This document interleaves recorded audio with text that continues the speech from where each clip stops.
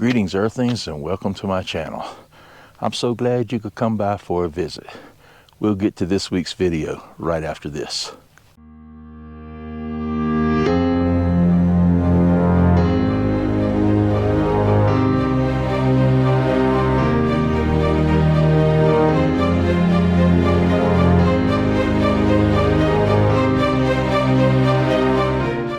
And good morning, y'all.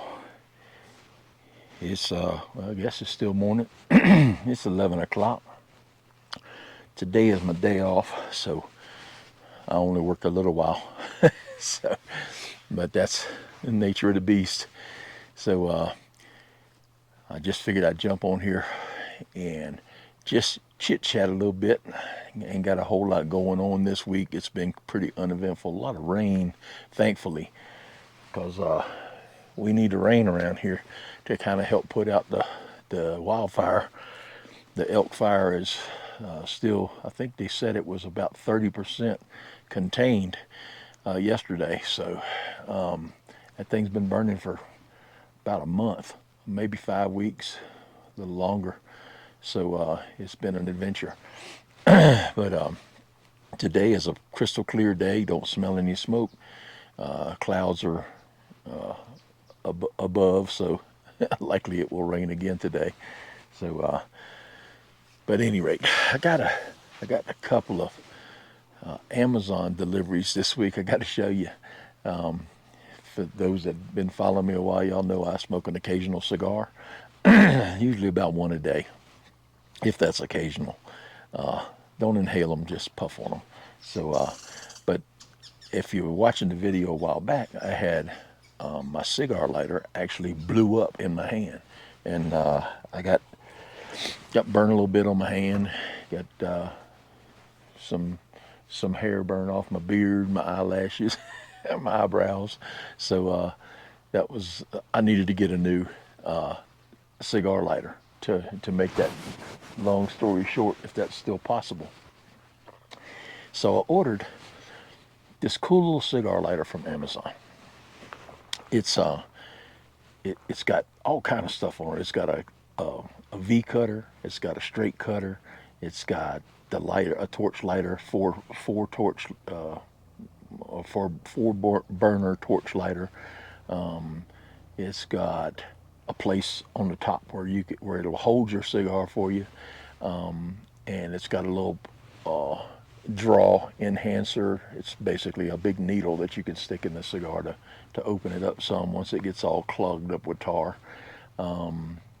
It's got a punch on it, so if you like to punch the cigar at the end instead of cutting the tip, it's got that. So but it looked like, when I seen it on Amazon, it looked like, a little lighter you hold in your hand and light your cigar. Let me show you this thing. That's the biggest damn cigar lighter I ever seen. It is colossal, but like I say, it got the V cutter on this side, got the straight cutter on this side. It's got this is the draw enhancer that's tucked right in here in the bottom. You can pull that out if you got fingernails, which I don't. It's got the punch over here on the side. You need fingernails to pull that out too. You lay your cigar along here, and then when you get ready to light your cigar, it pops open and got a big ass torch that comes out of it. So it's pretty cool, pretty nice looking. But what a surprise when this came in the mail. That thing weighs probably, I don't know, half a pound, 8 ounces, something like that.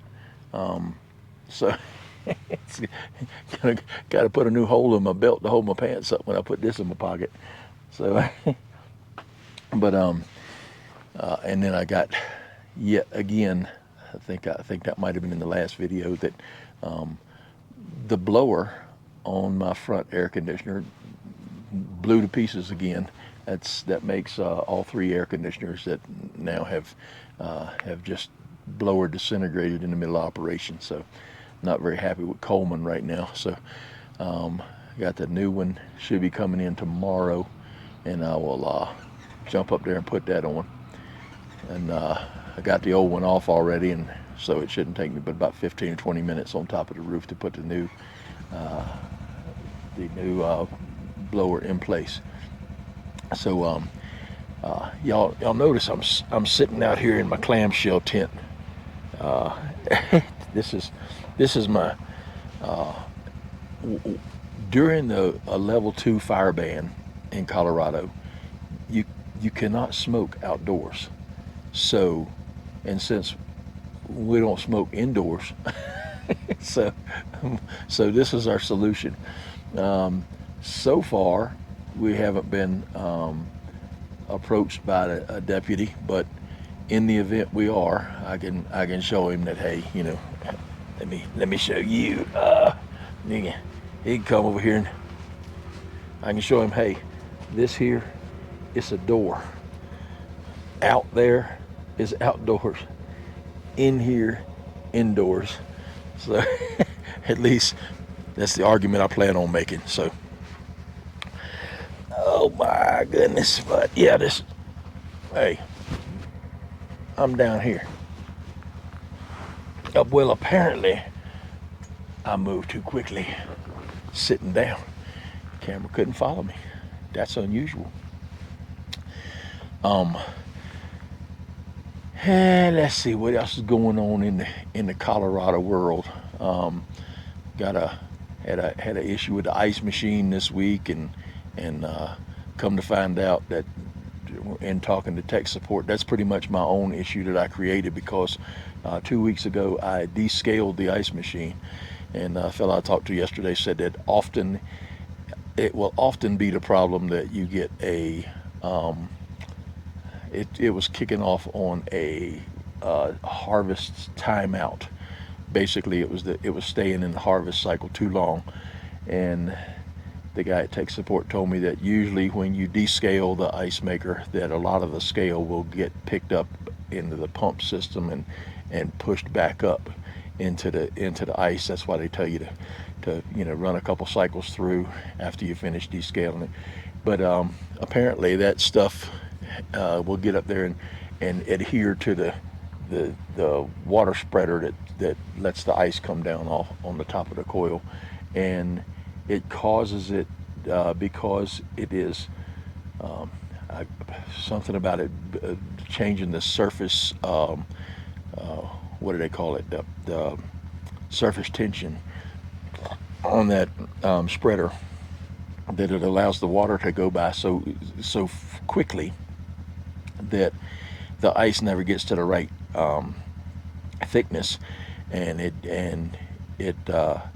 for some reason it thinks it's stuck in the harvest cycle. So at any rate, like he had instructed, he said it will usually clear itself up, but if it doesn't, you take that spreader off and clean that up with some Stay Bright, and but I didn't have to do that, so it did clear itself up, so it seemed to be working good. It was frustrating because I had serviced the ice maker when I did the descaling and everything, and I cleaned the condenser coil and all that, and it was usually taken, if you let the ice maker run all night, it would generally be about 3/4 of the way full the next morning, which was sufficient for our consumption, because we sell 15-20 bags a day, and we were able to keep up with that limited production. But after I cleaned it, Katie barred the door. She was I would take the ice out. In fact, the day that I did clean it, because I had to let all the ice melt and everything, and get the bin emptied and all that good stuff. So it was completely empty, and it had never been that way before since I've been here.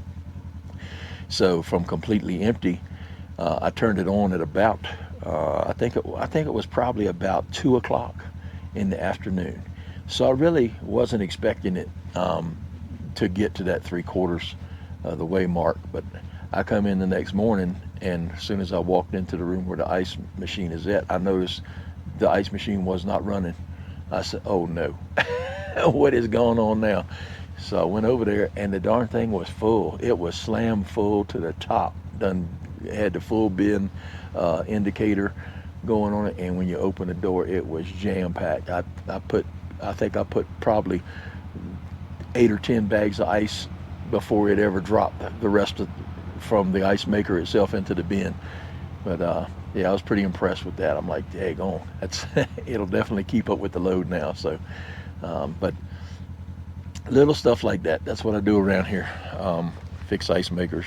This morning I had to get up and see. She called me. Oh yeah, Tess called me this morning. She cleans the cabins and everything here, and she called me and said, what was it? Oh, we have a bathhouse.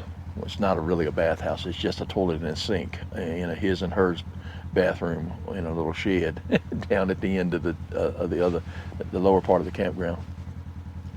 She called me and said the toilet was stopped up in the ladies' bathroom. So I said, okay.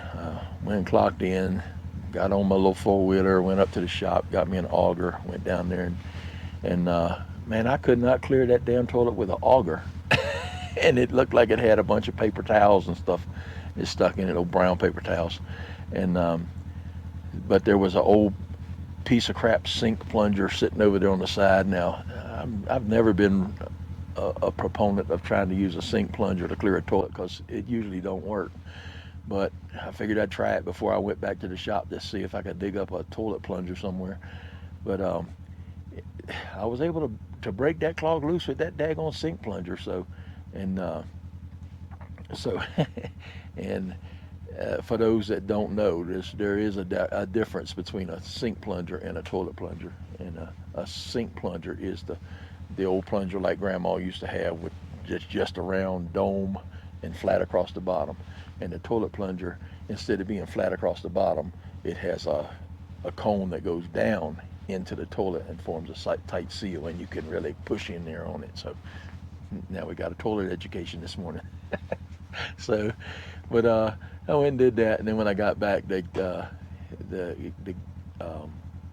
owner's son asked me if I was clocked in, and I told him yeah. He said, well, we got a problem down at Cabin I. He said the shower in the bathroom with the jacuzzi. I didn't even know the damn thing had a jacuzzi. That's how much I go into cabins. So, but he said the bathroom where the jacuzzi is at, the shower in there is clogged up. And I said, okay. I said, I know what that deal is. I have to do that at my RV about every 2 weeks because my wife has that long hair and it goes straight into the drain and you have to dig it back out. And so I went down there and I was only at work this morning for an hour doing both of those things, and also rode around the campground, made sure that didn't look like there was people fishing that wasn't supposed to be, because we charge $10 to fish here because the pond is stocked with those trout that you seen in my earlier video, and it's a little costly to put them things in there and just let people pull them out for nothing. But so we charge $10 a piece, and $10 per fisherman per day. So occasionally I have to stop people and ask them if they've got their ticket where they purchased to be able to fish, and I have to clear people that are parked in the middle of the road. Sometimes people go to a campground and it's all about what they need, and they don't think about what somebody else might need. Now, I got people that will park right on the side of the roadway, on a curve even, and that completely, it's a high risk for anybody coming in with a bigger RV, because in a campground like this one, the roads are, they're adequate, but they're not huge. So, and there's typically room in a place like this for your camper and a vehicle. But sometimes people come in with a camper and 3 vehicles, 2 side-by-sides, and a motorcycle, and they want to park them all on their site, and it just don't work that way. So, but sometimes I have to go and ask people if they can move their vehicles off of the roadway and put it up. We have overflow parking, so that's generally met with a lot of contempt. So, People don't want to have to walk to their car, but you know, they would much rather inconvenience somebody and then complain about it if somebody hits the side of their car with the RV when they park it in the middle of the road or on the edge of the road. But at any rate, that's just the kind of stuff that's going on around here, and it's but all things considered, what a great gig. I love it here.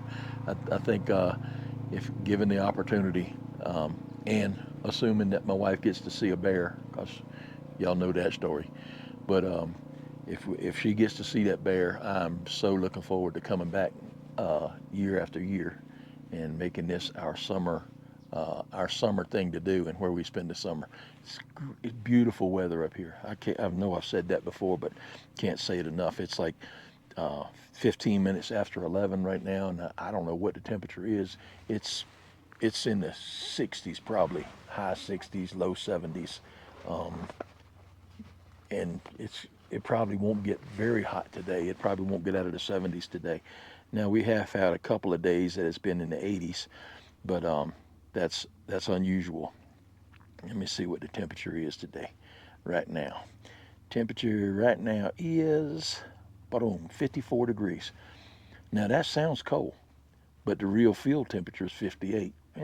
That's a little cool, but I mean that's at 9 o'clock in the morning. So around 12, it'll probably make it up to 60 today. But I know a lot of y'all that are watching this video are saying 60. That sucks. It's 110 here. I feel you for your pain, but that's one of the big benefits of having wheels on your house. You don't have to stay in 110 degrees. So, but y'all, I'm also working on fixing up my intro a little bit there. I got some. I want to make it a little better. It's the best I could do with it, but I think if I apply myself and spend enough time on YouTube, I might be able to better that, and I think that would be interesting. So y'all look for that in the future as well. So if you haven't subscribed to the channel, I know this is kind of a boring video because it was a kind of a last minute thing, and I just realized, hey, I haven't shot a video this week, and we've got Thursday. It's Thursday today, and when I'm shooting this, and Thursday nights we do karaoke, campground karaoke we call it, at our pavilion down here. So I got to get set up for that before the evening is over, and so I figured I'd take a little bit of time to shoot a little something to put up here prior to getting started on all that. So if you haven't hit that subscribe button yet, go ahead and do it. Hit the subscribe button. It don't cost you anything. Follow along. Sometimes I have some pretty cool stuff. Sometimes it's just one of these days where I just sit and talk with y'all for a little bit. So I appreciate y'all coming by, and I always enjoy staying in touch with y'all. So got anything you want to comment about, put that in the comments, and hit the like and subscribe button, and send it to a friend. Send the video to a friend. He might not make you his friend anymore, but send it to somebody that you don't really care about. So anyway, y'all, remember, when camping, take only photos, leave only footprints. We'll see you next week. Drive safe, stay cool. I am Charlie.